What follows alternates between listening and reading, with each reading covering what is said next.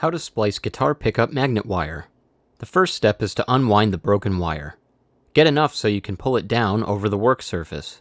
Then pull it taut and use a piece of tape to hold it in place.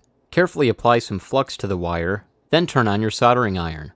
Clean the tip thoroughly, then lightly tin it with fresh solder.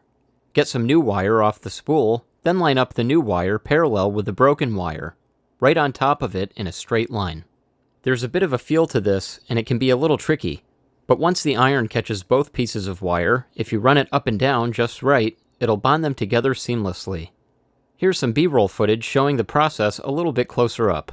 As you can see, it can take a little finagling to get the splice to work.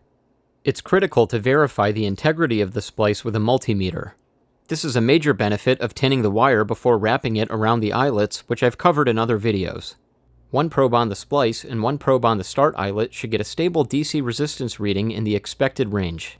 Once you've verified the integrity of the splice, make note of where the broken wire was, the one taped down to the bench. Take a pair of mini flush cutters and cut off the remainder of the broken wire. Don't worry about the small amount of overhang that's left over. Very carefully pull off some extra wire from the spool and slowly turn the wire onto the pickup by hand until the splice is completely on the bobbin. Then put on an additional several turns of wire. The repair is complete, and you're ready to go back to winding. You can also use this technique to salvage pickups with a broken start wire as long as there's enough left to splice new wire onto. A good example of this is a Seymour Duncan STL2 pickup I fixed about 8 months ago using the exact same splicing technique I demonstrated in this video. It's a little trickier doing a splice on a pickup where you have very little room to work and a very short length of wire, but if you remember to use flux, tin your iron, and have steady hands, it's completely doable. I put a link in the description box for the Seymour Duncan splice repair video if you want to check that out, though I didn't get any footage of the actual splicing process like I did here. Remember that splicing is a viable pickup repair option, and if you get good at it, it can get you out of some very sticky situations.